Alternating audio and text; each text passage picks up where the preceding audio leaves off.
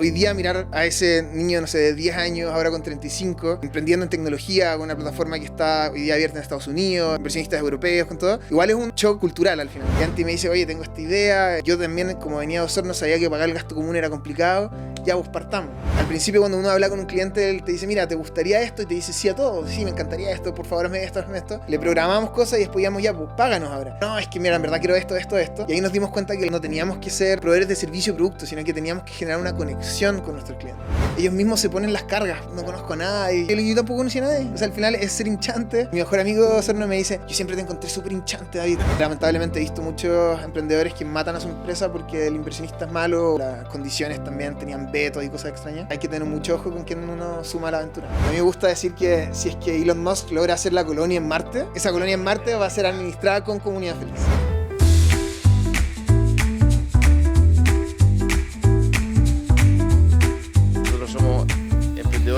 En empresas, pero hay emprendedores en el arte, emprendedores en la música, emprendedores en la ciencia, emprendedores en la academia. Entonces nos pareció muy importante contar esta historia para motivar. Yo te diría que el foco de estas conversaciones es pensar en el David de 15 años, o el de 12, el de 18, pero en el fondo hay miles de niños en Chile. Ya nosotros llevamos el capítulo número 20. Esto es una conversación, después quizás no vaya al aire, pero quizás que hay dos patrones clarísimos. Hay un patrón, padres, generalmente la madre, con una fe incondicional en su hijo. Y el segundo patrón es que alguien en algún momento le abrió la mente con algún consejo, generalmente a los niños, diciéndoles que no hay límite. O sea, tú vas a ser rico, tú vas a ser empresario, tú vas a ser ingeniero, tú vas a ser... Entonces, eso es increíble, ese patrón. Entonces, un poquito... Y esa historia...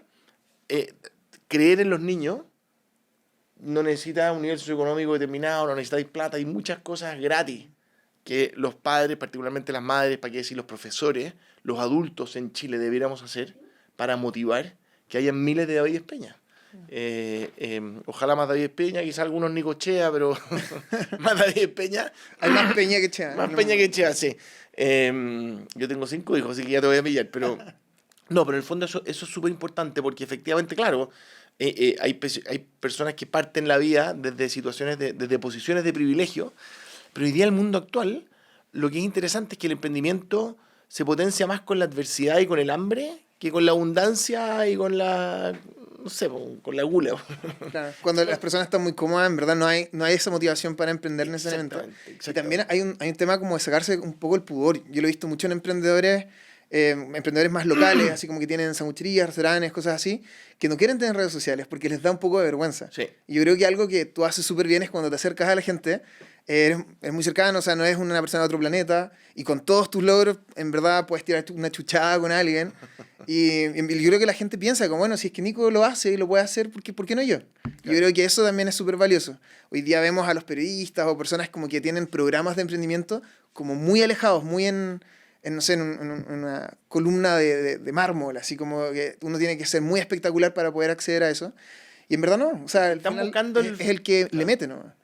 Bueno, con esa introducción queremos darle la bienvenida a este capítulo número 20 de Juégatela. Estamos entrando a una nueva etapa. Estamos además inaugurando acá la nueva sala de podcast en Casacó. Vengan a conocerla, quedó increíble. Felicitaciones a todo el equipo de Casacó por el trabajo que hicieron. Y desde acá vamos a seguir contando historias, muchas más historias. De hecho, nos tiramos una cifra así, una locura, capaz que nos pasemos. Queremos contar 1000. Andamos buscando 1000 historias de emprendimiento. Y qué mejor que David Peña para culminar este piloto en la historia número 20. Y además es la primera de las siguientes 1000. David, qué gusto tenerte acá. Gracias por la invitación, Nico. A mí me encanta Casacó. Hemos venido a muchos eventos acá, muchos de los que has organizado tú incluso. Y creo que esta misión de hablar de 1000 emprendedores es brutal, es algo súper necesario. A mí también me encanta hablar con emprendedores, ayudarlos en los que puedo. Entonces me motiva mucho estar acá en el capítulo 20. O en el 1. O en el 1, claro. Y en el 1. Oye, pero David, mira, acá, Comunidad Feliz. Si queréis cuéntalo en 2 minutos, pero es una de las historias de emprendimiento más excepcionales que ha habido en Chile en los últimos años, así que realmente un orgullo. Pero cuéntanos de tu origen, cuéntanos de David, ¿de dónde viene David? Danos un poquito de contexto, piensa en los jóvenes, los adolescentes, quizás háblale al David de 15, 12, 18, cuéntanos de tu historia, ¿de dónde venís? Bueno, yo soy de Osorno. Yo literalmente cuando era chico jugaba en la población Bellavista, en las casas Socoesa, al lado de un campo con vacas, con trailers. O sea, yo corría a buscar murras. O sea, era una vida muy, muy de campo. ¿Murras son los maquis? O sea, bueno, habían de todo en las murras. Habían rosa mosqueta, Ya, moras, habían un montón de cositas. Me dolía mucho la guata generalmente porque no estaban particularmente limpias, pero esa era mi niñez en el fondo. Entonces, hoy día mirar a ese niño, no sé, de 10 años, ahora con 35, emprendiendo en tecnología, con una plataforma que está hoy día abierta en Estados Unidos, con inversionistas europeos, con todo, igual es un shock un poco cultural al final. Ese niño Es muy, muy distinto. ¿Ese niño de 10 años sospechó, se imaginó alguna vez algo similar a alguna de las cosas que ocurrieron después en el futuro? Mira, yo creo que lo más cercano que tenía a la tecnología era que yo jugaba mucho Nintendo. Eso era como lo más tecnológico que tenía. Pero sí, mi papá, él era muy escaso de recursos cuando era niño. O sea, perdió a su papá, nunca conoció a su papá, perdió a su mamá por una enfermedad muy chico. Creció en familias, él le decía con madrinas, básicamente. Entonces, él tuvo que sobreponerse a muchas cosas, que a mí me contaba toda su historia. Y desde chico me decía, mira, tú tienes que estudiar y trabajar más que cualquier otro. Eso era lo más importante para él. Él llegó a ser uno de los primeros chilenos en irse a estudiar a Francia. Creó mucho de lo que hoy día conocemos como la transmisión digital de la televisión. Sí, fue el que eligió, de hecho, dónde iba a estar el Canal 13, ahí en el centro. ¿Y siempre en Osorno? No, es que terminó su vida en Osorno. Mi papá me tuvo cuando tenía 55 años. Cacha. Así que yo era lo último que quedaba en el estanque, por decirlo de alguna manera. Soy el más chico de 6 hermanos, básicamente. Entonces, si bien yo creo que no pensaba en que iba a emprender en tecnología y que iba a tratar de hacer escalar una empresa en el mundo, siempre supe que tenía que volverme loco con el tema de estudiar y con trabajar ojalá más que cualquiera. Igual de chico uno no entiende muy bien qué significa eso, porque mi papá me decía, o sea, yo no tenía ni siquiera buenos zapatos, trataba de ir a pata pelada a todas partes y ponerme los zapatos en los momentos importantes porque no los quería gastar. Cacha. O sea, era un nivel de... ¿Eso ocurrió en Santiago, la niñez de tu papá? No, él nació en Puerto Saavedra. Como una ciudad muy pequeña al lado de Temuco. Al lado de Temuco. Y él, bueno, tenía 55 cuando nací, o sea, él era como en los años 30, él vivió el terremoto de Valdivia. ¿Él ya no vive? Él ya falleció hace 1 año y medio, 2 años. Chuta, lo siento. Gracias. Pero me dejó tremendo legado. Bueno, y él vivió esas cosas, entonces, literalmente tuvo una niñez, una adolescencia muy, muy dura. Y lo único que lo sacó adelante, él siempre decía que era gracias a su mamá, gracias a como las personas que lo ayudaron en su niñez, él siempre se preocupó mucho de estudiar. O sea, él podía desarmarte un Betamax, un VHS, volverlo a armar, armó los primeros transmisores de radio en el patio. Yo no sé cuánta radiación nos habrá llegado, porque teníamos radiación de una radio FM que transmitía todo Osorno en el patio de la casa, así que algo de radiación nos debe haber llegado. Pero todo eso lo hacía con mucho trabajo todos los días y no porque alguien se lo pedía. No era como que un jefe le decía, arma esto, sino que él lo hacía por su propia motivación. ¿Y tu madre? Mi mamá es contadora y ella siempre fue escritora. A mí me leía libros cuando chico, tiene como 4 o 5 libros armados. Ellos en general no se llevaban tan bien porque eran súper distintos, pero para mí fue súper bonito porque tenía como nutrición de distintas verticales de la vida. Al final me leyó, no sé, Tolstoy, Dostoyevsky, Hermann Hesse, de chico. Yo no entendía nada, pero me acuerdo cuando tenía... Ella leía porque le gustaba y lo leía al lado tuyo para que a ver si te queda algo. Exactamente. Qué gran dato. Y siempre me acuerdo cuando los libros que me leía era como, no sé, muy, muy motivantes. Estábamos hasta la 1 de la mañana y yo como con un ojo levantado. Así que, ¿y qué pasó con, no sé, Abraxas, como el libro de Hermann Hesse de Demian? Era muy motivante. Entonces, durante el día estudiaba matemáticas, las cosas que a mi papá más le gustaban, y durante la noche mi mamá me leía. Yo tenía las 2 verticales, muy bonitas. ¿Y cuándo se fueron a Osorno? ¿Tú naciste Yo nací en Osorno. Yo soy nacido y criado en el Jure. ¡Uy, uy! Oye, ¿y el menor de 6? Menor de 6. ¿Qué onda ser el menor de 6? Para mí fue súper bueno, o sea, como que tenía varios papás al final. Porque mis hermanas, la que me sigue tiene 14 años más, la otra tiene 18.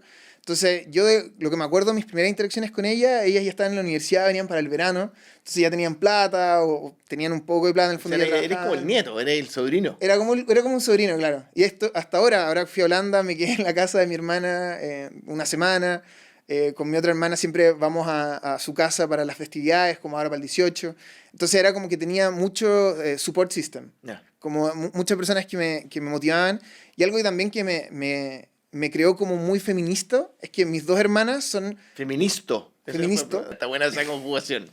Que mis dos hermanas son las que yo veía como mis ídolas cuando era chico. Porque una Obvio. estudió ingeniería industrial, la otra ingeniería comercial en la Cato y en la Chile. Entonces tenían como mucho conocimiento, muchos temas. Y yo siempre veía como no entendía nada. Una vez mi hermana, la Margarita, me llevó a una clase en la U de Chile de economía y yo levanté mi mano y opiné así como con 8 años, cabrón chico no cachaba nada. Pero me abrieron mucho la mente a varias cosas también. O sea, que una de las cosas que todavía, bueno, hemos crecido harto en el podcast, pero se me acercan algunas mujeres y madres y me dicen, oye, lo que más me gusta de tu podcast es cuando dices, siempre hay una madre.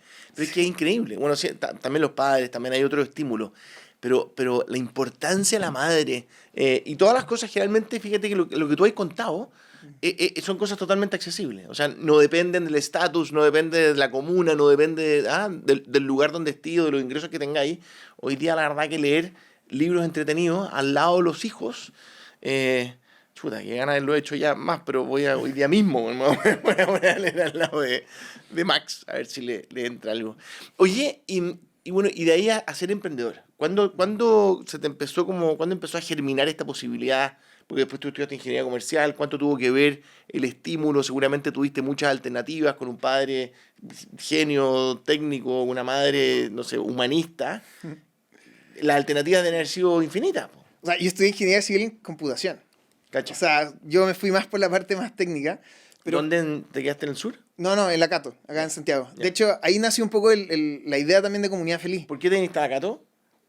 ¿Algún profe, tu viejo? No, en verdad, me dejaron súper libre con la decisión.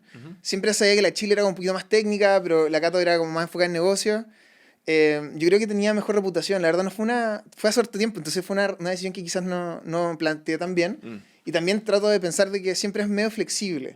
Si es que encontraba que no me gustaba tanto, cambiarse no era tan difícil. O sea, trato de ver el mundo como siempre hay muchas posibilidades de reversar decisiones al final. Y me terminó gustando mucho. Bueno, ahí conocí a mi señora, a mis mejores amigos, a mi socio también, al socio de Comunidad Feliz, en el fondo con el que partimos. También lo conocí ahí, así que creo que en retrospectiva fue una buena idea. Bueno, pero ¿cómo salió el tema de emprender? Yo la verdad no tenía muy claro que iba a ser emprendedor en la universidad. O sea, si es que me preguntaban en tercero o cuarto año, probablemente no te iba a decir que iba a ser emprendedor. Pero sí me empezó a gustar mucho lo que era el centro de alumnos, el departamento de computación. No tenía mucha vida social. Bueno, tú cachai los computines, pero los computines no les gusta tanto hacer cosas muy masivas. Entonces, ahí yo salí elegido delegado del departamento de computación y fundé el capítulo estudiantil con Neil Caguas, con un compañero ahí. Y llevamos a Red Bull al campus, hicimos hackatones así auspiciadas por ellos. Y era entretenido porque era gente que nunca había salido del departamento de computación de su salita, iba al patio, a los domos, y era como cool al final. Y ahí fue cuando empecé a conocer a un montón de emprendedores y empecé a darme cuenta que esto igual era una opción. Pero después de salir a la universidad no lo pensaba todavía tanto. Me fui a la Reinvial a hacer inversiones, Mira. a consultoría estratégica, que es como que lo típico que todo el mundo dice, oye, esto es muy, muy cool, pero como que no me gustaba tanto la estructura. Esa era la realidad.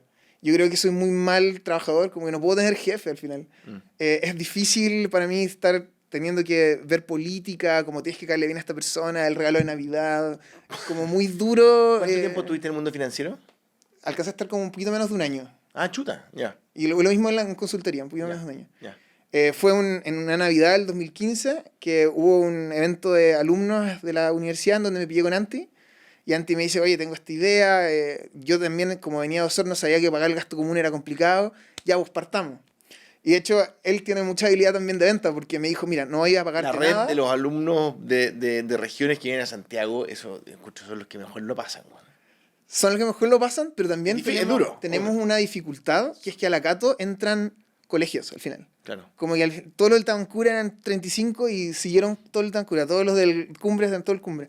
Entonces al final yo como que tenía que ir a tratar de meterme en los grupos de gente que nunca salió de su... Siguen en la Reinvial, seguramente. Probablemente, y se conocían con otra persona. Al final lo más duro de pregunta en ese tipo de trabajo era como, ¿Y qué colegio vienes? ¿Cachai? Como que todos vienen del Verbo Divino, todas esas cosas. No, yo de la Alianza Francesa. Ah, conocí a Juan, Pedro y... No, es que la Alianza Francesa de Osorno. ¿Cachai, no, ¿cachai Osorno? Claro, como... Ahora, los de Osorno no son los más amistosos tampoco, tienen su fama, que son medio cerrados. Su fama, o sea, son bien carreteros igual. Sí. Antillanca les cuesta compartir las pistas y en Antillanca me han dicho. Antillanca es difícil. Yo iba todos los años a Antillanca una semana, era súper rico. Increíble Antillanca, el centro de esquí más lindo de Chile, seguro. Pero bueno, ya ahí cuando partimos con Anti, me empecé a dar cuenta que las habilidades que había acumulado de casualidad, como el tema de organizar a las personas, toda la parte técnica también de computación, de tratar de vender una visión más que vender como producto o servicio, me habían ayudado a poder trabajar en grupo para un emprendimiento. Ahora, antes de irnos de Ingeniería la Católica, porque bueno, yo creo que merece mención especial, en ese minuto seguramente tu decano era Juan Carlos de la Hiera, Sí. que hoy día es rector. Juan Carlos de la Hiera, yo me acuerdo perfecto, porque lo conocí, no da lo mismo, vamos a hablar de ti, pero Juan Carlos de la Hiera, el año 2012, creo más o menos, instauró el ramo de emprendimiento como un ramo obligatorio para todos los ingenieros en tercer año. Y esa visión de emprendimiento, yo creo que algo tiene que ver de eso que él instaló, y hoy día además, bueno, es el rector de la Hiera, así que un saludo al rector de la Hiera, porque esa convicción de que el talento en Chile no tenía nada que envidiarle al talento en cualquier otro país del mundo, pucha que fue aceptada. Así que bien rector. A mí me ha invitado algunas veces a dar charlas y es una locura, porque antes los ramos de emprendimiento, yo me acuerdo que tomé uno con Stephen Sang, con un profesor muy bueno de emprendimiento. Ese lo hizo Juan Carlos. Stephen era de Berkeley. Ah, buenísimo. Ya, pero ahí, cuando yo lo tomé, eran 15 personas, 20 personas, ¿no? Éramos re poco y veíamos el caso de la flamita, ya no me acuerdo, pero era como la primera app de iPhone. Ah, no, Stephen Sang era un profesor que había venido de Singapur. Sí, ya, perfecto. Entonces era como muy pequeño, y las veces que ahora me he invitado son 600 alumnos en el auditorio, en el Luxich, creo. Sí, pues, exactamente. Y es una locura, es como que todo el mundo, y tienen súper buenas preguntas, todo el mundo está con muchas ganas de emprender. Tienen ramos también mezclados con alumnos de Singapur, que te agrega una competencia impresionante. Yo he sido profesor invitado ahí en esos ramos, y como que los chilenos ven a los de Singapur haciendo aplicaciones a los 19, 20 años, y ellos con 23, 24, empiezan a competir a otro nivel, así como niveles ya mundiales. Eso lo encuentro buenísimo. Bueno, y entonces estuviste un año en el mundo financiero, consultoría, ¿y qué pasó? Tuviste ese evento de fin de año, te encontraste con Anti, ¿no? Sí, con Anti Culpi. Anti Culpi. Sí. ¿Y Anti, de dónde Anti? ¿Se cachaba? ¿También era de Sí, también es de computación. No, él es de acá de Santiago, del Instituto Nacional. Ya. Pero siempre le decían que era díscolo entre sus amigos, porque los del Nacional se van a la Chile. Ah, sí, pues claro. Él era de los pocos, sí, era de los pocos del Nacional que se fue a la Cato, los traidores. Y también, o sea, él nunca quería tener jefe tampoco. O sea, yo no sé si es que es algo bueno o malo realmente, pero jugar las políticas corporativas es un gasto de energía que no tiene lugar en la innovación. Al final, en la innovación tú lo que quieres hacer es entregar una solución, un servicio, crear un producto en donde todas las personas de la compañía estén contentas, estén cómodas y que estén sirviendo a un grupo de clientes que estén poco servidos con la mejor de tu energía. Pero tener que ir a tomarse el café o la cerveza con el jefe para caerle bien, para que te asciendan, es algo que me duele el corazón, es una locura. Y yo sé que muchas personas hoy día lo están viviendo. Por eso el emprendimiento yo creo que era para mí, porque yo no era muy bueno para eso. O sea, si es que alguien me da una instrucción que encuentro mala, le voy a decir, ni cagando lo hago, ¿cachai? Y espero también que las personas que me reportan a mí es lo mismo. O sea, eso es una parte de la cultura de Comunidad Feliz. Si es que alguien quiere cuestionar a un jefe, tiene toda la libertad para hacerlo. Bueno, cuéntanos un poco ahora de Comunidad Feliz. Bueno, Comunidad Feliz es un software para la administración de edificios y condominios. Comunidadfeliz.com. Comunidadfeliz.com.mx. Estamos hoy día en 8 países en Latinoamérica. En Estados Unidos se llama Happy HOA, como de Homeowners Association, happyhoa.com. Y es una plataforma, básicamente, que te ayuda a automatizar y transparentar lo que son los gastos comunes. Bueno, David, ese acento no es chileno. ¿De dónde aprendiste inglés? ¿Aprendí inglés en el colegio? ¿Ah, sí? Sí. Ya, bien. Niños, aprendan inglés. Muy importante. Yo creo una anécdota rara de mi aprendizaje inglés es que como a los 9 años me obsesioné con el Nintendo, ¿cachai? Entonces jugando Zelda me quedaba pegado en cosas porque no sabía cómo avanzar. Entonces le pedí a mi mamá que me compre un diccionario inglés-español, iba anotando lo que decían, lo iba traduciendo, iba avanzando en el juego, traduciendo en inglés, porque ellos tampoco hablan inglés, entonces nadie me podía traducir cómo avanzar. Lectura, inglés. Dale, ya, volvamos a Comunidad Feliz. Y de repente en el colegio empezaba a cantar canciones de Eminem, así como raps, y ahí aprendí inglés, fue como una casualidad. Bueno, entonces la plataforma de Comunidad Feliz hoy día... Ya, peludo aprender inglés con Eminem, pues además el que canta más rápido. ¿Ah?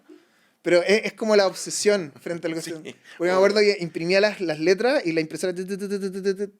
O sea, estaba 2 horas esperando que la cuestión imprimiera para después aprendérmelas de memoria, ¿no? Uy, bueno, ya, volvamos a Comunidad Feliz. Ya. Entonces, Comunidad Feliz es una plataforma para la administración de edificios y condominios que hoy día busca encapsular varias cosas. La transparencia y la automatización de los gastos comunes, el pago en línea, tenemos control de acceso con reconocimiento facial, vehicular, todo lo que tenga que ver con la seguridad del edificio. Tenemos una corredora de seguros también certificada por la CMF para todos los seguros de incendios, sismo, de espacios comunes, del personal. O sea, tratamos de dar toda la solución para el edificio, para el condominio, para que funcione correctamente y ojalá un poco más feliz. Ya, ahora eso, Ahí viene el nombre. Eso es lo que está en internet. Eso está en el... Ahora volvamos al origen. ¿Cómo partió Comunidad Feliz? Hoy Ya. día tenéis 7.000 condominios. Sí. Impresionante. Son 1,5 millones de usuarios más o menos. Ya, ¿cómo partiste? ¿Cuál fue Vamos al origen, no tenías ni un peso, te fuiste a la consultoría, te encontraste con Anti, eres de Osorno. ¿Ah? ¿Y cómo partiste?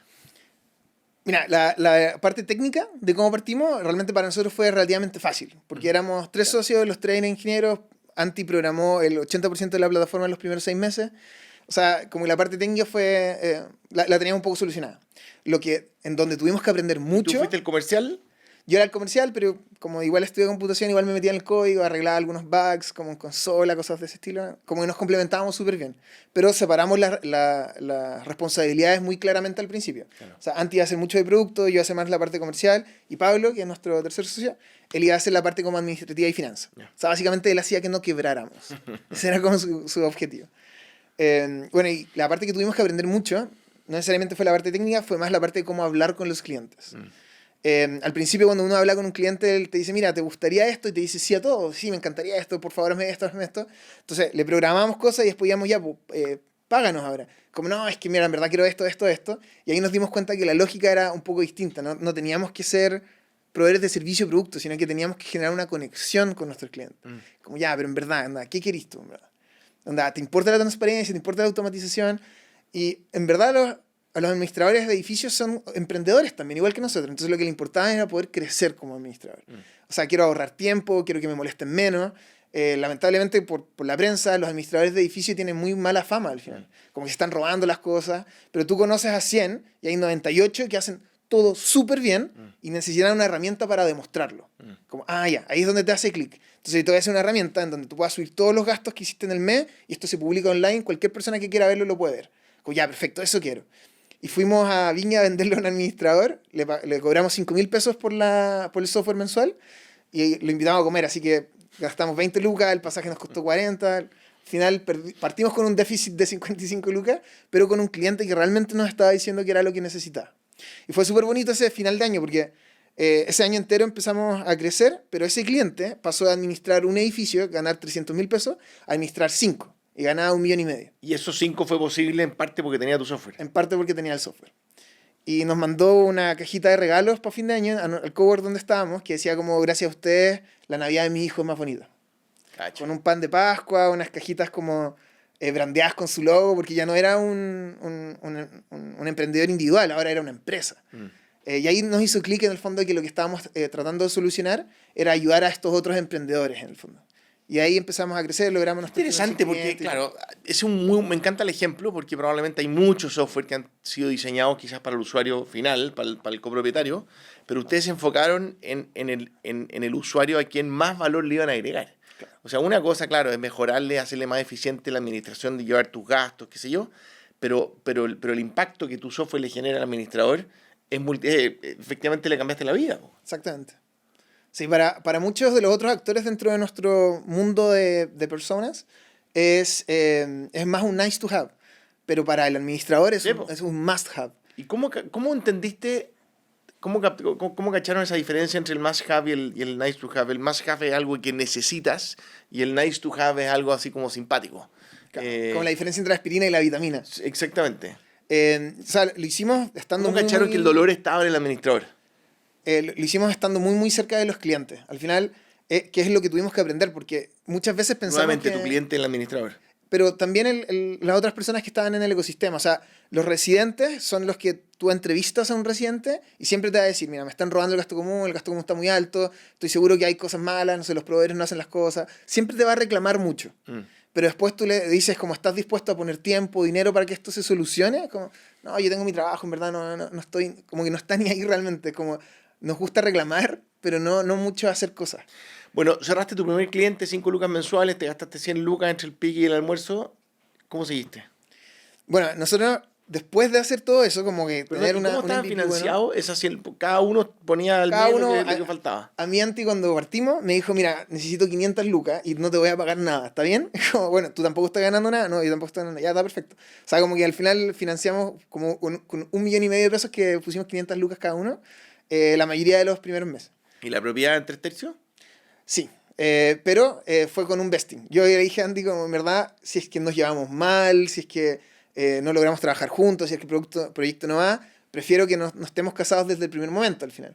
Y fue, creo, una buena idea al final. Emprendedores, que nunca se les olvide esto, la palabra vesting que dijo David es demasiado importante, y básicamente lo que quiere decir es que la propiedad se vaya distribuyendo en la medida que se vayan conociendo. El peor error, como decían, revertir el capital en un bar.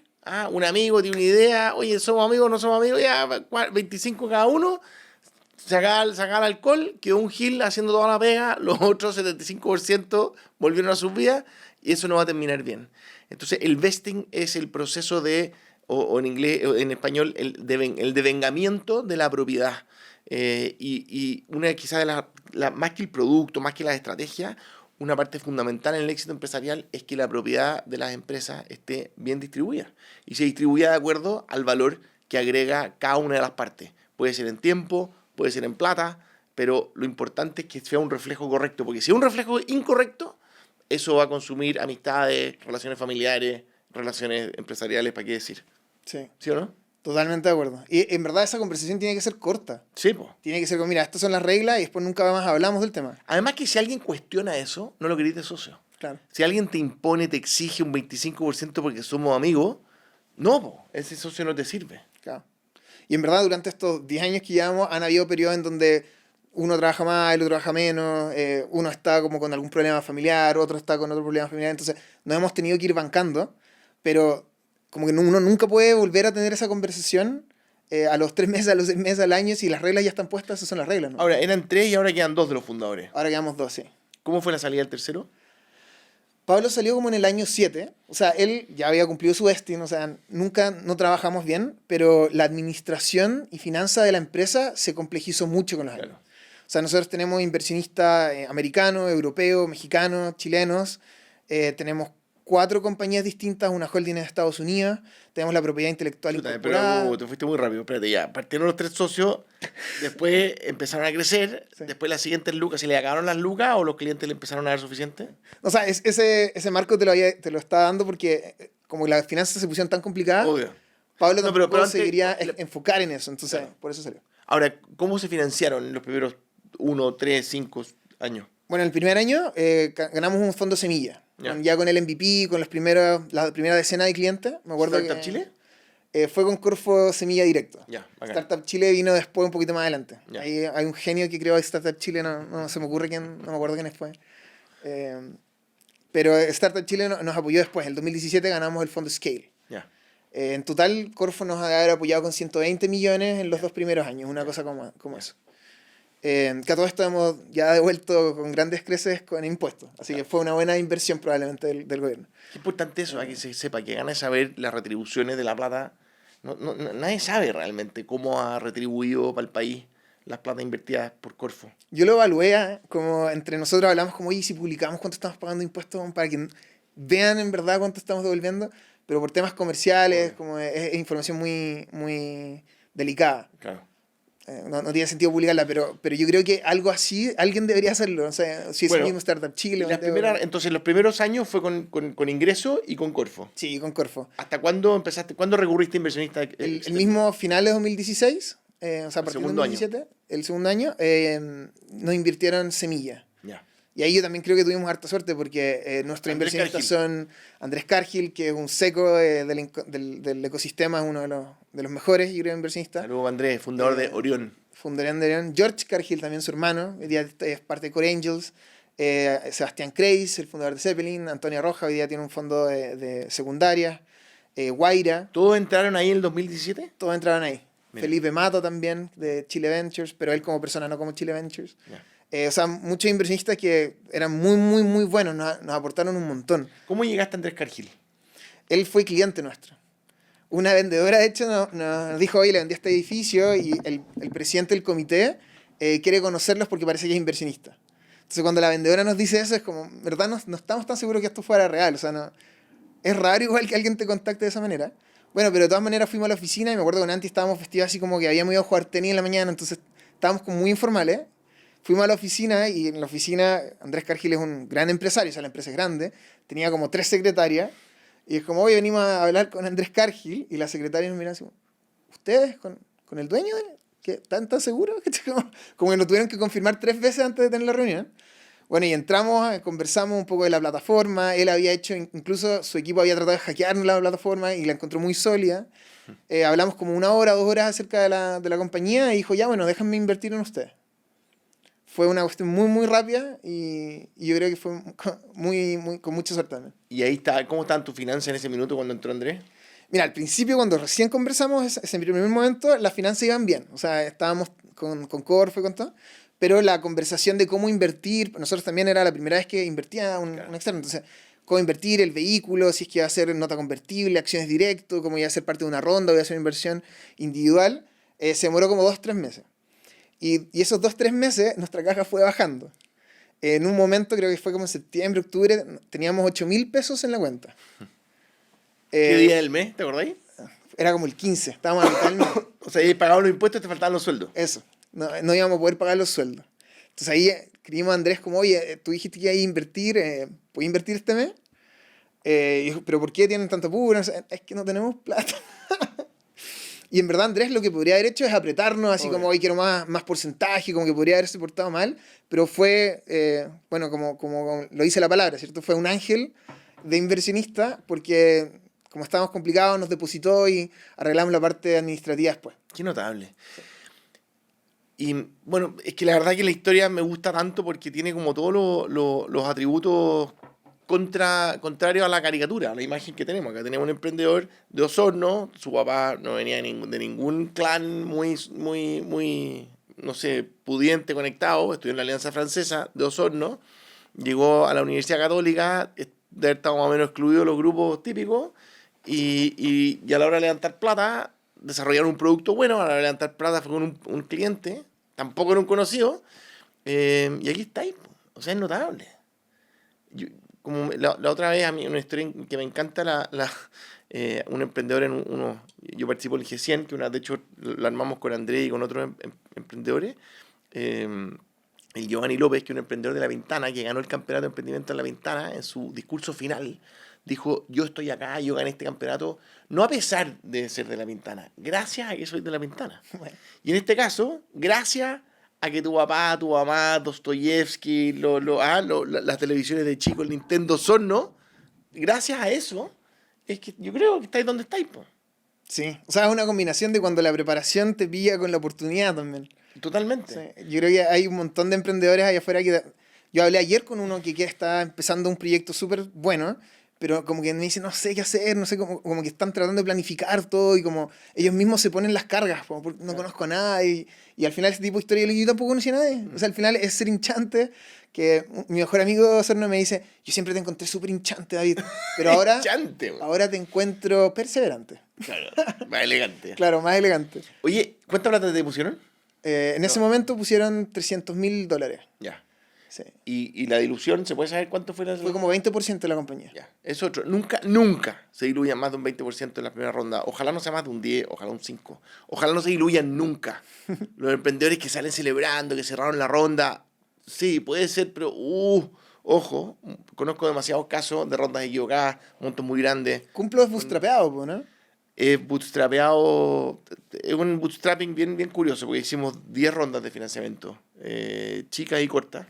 un profesor mío de la universidad me dio un buen consejo que lo comparto. Lo único que sabe un emprendedor con certeza son los costos de los próximos 6 meses. Todo lo demás es chiva. Sí. Todo lo demás es sujeto a muchas condiciones. Por lo tanto, ¿cuánto tenéis que levantar? Levanta los próximos 6 meses por 2. ¿Por qué por 2? Por si acaso. Claro. Porque no quería enfrentar la siguiente ronda con 8 lucas en la cuenta. Claro. O sea, la verdad es que un saludo a Andrés, porque efectivamente su poder de negociación era absoluto. Sin embargo, lo ejerció con inteligencia, porque si te hubiera estrujado más de la cuenta, probablemente Comunidad Feliz no existiría, Sí. y su participación valdría 0. Exacto. Hoy día existe y su participación vale un montón. La relación con los inversionistas también es súper clave. Yo Obvio. por eso digo que tengo como suerte, porque realmente no sé si hicimos tanto vetting, como no investigamos tanto a cada uno de los inversionistas, pero resultaron ser todas unas máquinas, todos secos, todos muy buenos. Y hoy lamentablemente he visto muchos emprendedores que matan a su empresa porque el inversionista es malo, o les empujó un term sheet malo, o las condiciones también tenían vetos y cosas extrañas. Así que hay que tener mucho ojo con quién uno suma a la aventura. Y identificar además un cliente, que un cliente sea tu inversionista, es una genialidad. Sí. Le apuntaste a un buen cliente, pero porque el cliente, ¿quién mejor que el cliente entiende el producto? Claro. Y ese es un tipo de cliente que no te lo había escrito, pero nosotros trabajamos mucho con administradores, con residentes, pero hay un grupito que son los comités de administración, que son los voluntarios del edificio que van a monitorear el trabajo del administrador, que lo hacen gratis, y es como un trabajo part-time, se toma un montón de horas. Y eso era Andrés. O sea, Andrés, además de ser un buen ángel inversionista, él era bueno con su comunidad porque regalaba su tiempo para ordenar que todo su condominio estuviera bien. Oye, David, y ahora vámonos rápido. Después hicieron otras rondas, entraron fondos. ¿Cuándo entraron los fondos? Sí, a mí me gusta molestar que Comunidad Feliz ha tenido todas las formas de financiamiento. Hemos tenido inversionistas ángeles, equity, gobierno, Equity es capital. capital, claro. También venture debt, deuda básicamente, préstamos, adelantamientos de flujo. Lamentablemente no usamos Cumplo, pero era porque yo no sabía que Cumplo tenía ese servicio. Pero entonces me gusta decir que puedo dar consejos acerca de cualquier tipo de inversionista al final. Bueno, después de ese 2017 pasamos... ¿Tenís fondos extranjeros? ¿Cómo ha sido esa interacción de tener a fondos extranjeros como accionista? Mira, la interacción inicial de cómo llegamos a ellos fue gracias a los inversionistas iniciales. O sea, Guaira nos presentó al inversionista mexicano, al inversionista gringo, y eso fue cuando empezamos a hacer la ronda como más o menos en el 2020. Ya. Eh, Y eso era para entrar a Estados Unidos seguramente. no, era para... el fondo de Estados Unidos nos invirtió para empezar en México. Ya, México. Esa era una ronda mexicana, básicamente. De los 7.000 condominios, ¿cuántos están en Chile? ¿Cuántos están en otros países? En otros países, porque tenemos clientes en 8 países, son como 1000. Ya. Y en el resto en Chile. Y México es el más grande, me imagino. México es el más grande, sí. Ya.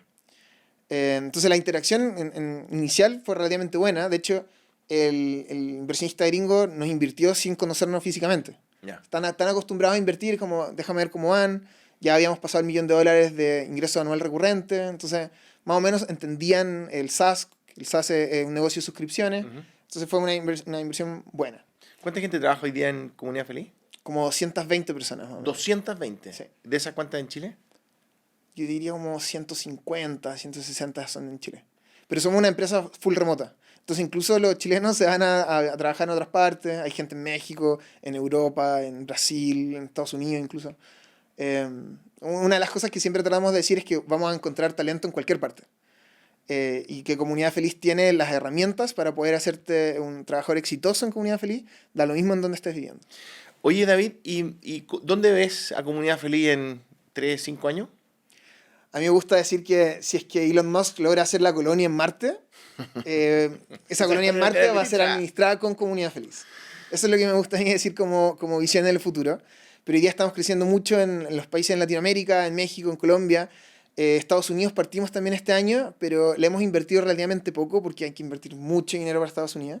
Entonces los países de Latinoamérica son los Hay que más hartos nos chilenos tienen haciendo desarrollo aliados. inmobiliario en Estados Unidos. ¿Eh? Sí, un montón. De hecho, nuestro primer cliente de Miami, Florida, era un chileno que manejaba departamentos de inversión de capitales latinos. Tengo Hay- un par hay de gente nombres famosa. que te voy a pasar después para que los llames.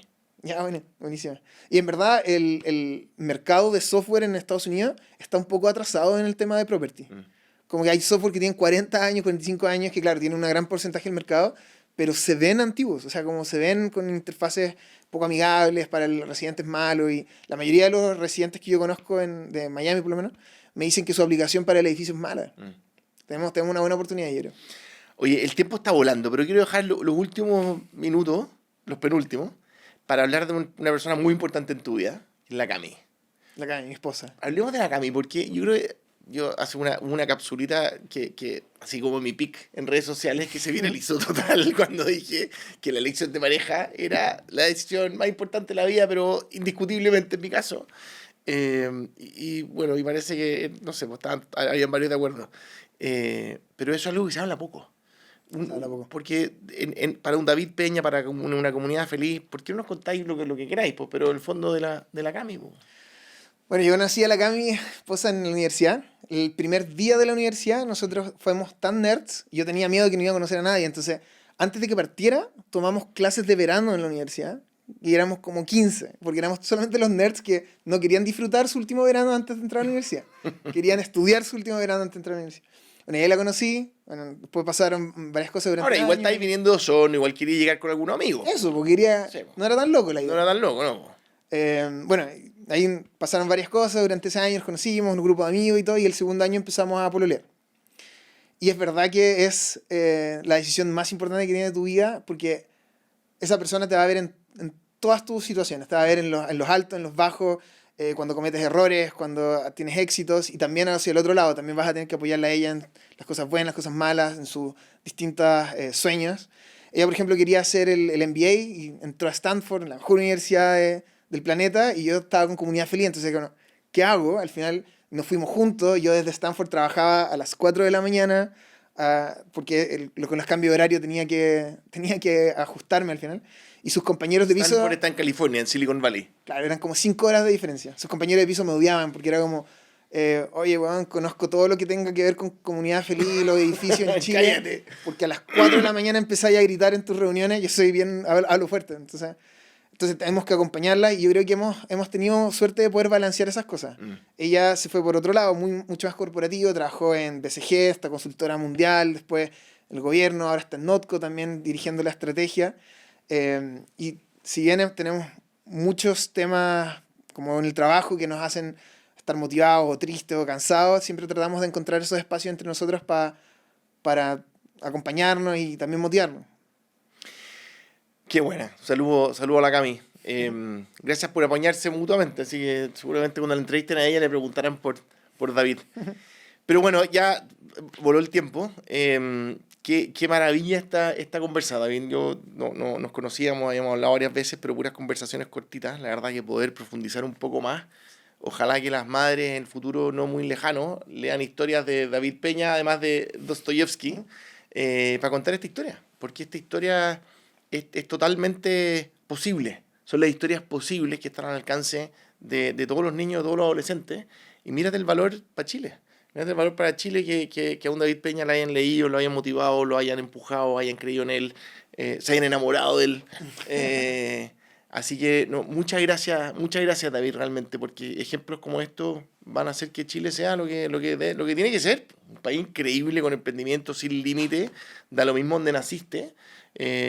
No importa dónde venga, lo importante es para dónde va, le decía mi abuela, o sea, la abuela de mi señora, por suerte, porque si no, quizás no se habría casado conmigo, pero efectivamente, lo único que importa es para dónde van. Y ese para dónde van tiene que ver con los sueños, tiene que ver con las aspiraciones, con fortalecer los talentos. Sí. Y como que aquí... A mí me gusta mucho la metáfora de que esto de como hacer empresa y todo es como un deporte. Y la camiseta que uno tiene acá adelante la del equipo, y atrás normalmente un deporte tiene el apellido, ¿cierto?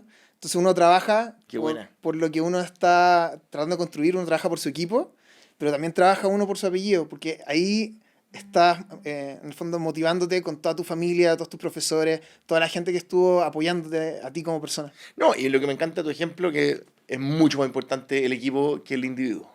Totalmente. Eso también que nunca se nos olvide. Oye, nosotros terminamos acá con un cuestionario muy conocido de Bernard Pivot, un periodista francés. Así que son 10 preguntas cortitas. Bueno. ¿Tu palabra favorita? Vamos. La que más detestas. Mediocre. ¿Qué es lo que más te gusta hacer? Tenis. ¿Qué es lo que te carga hacer? Contabilidad. ¿Qué profesión distinta a la que ejerciste te hubiera encantado tener? Cantante. ¿Cuál es la que hubieras detestado tener? Abogado. ¿Sonido favorito? Cuando me ladran mis perros. Ruido que detestas. La alarma. Garabato favorito. Concha tu madre. Chócale.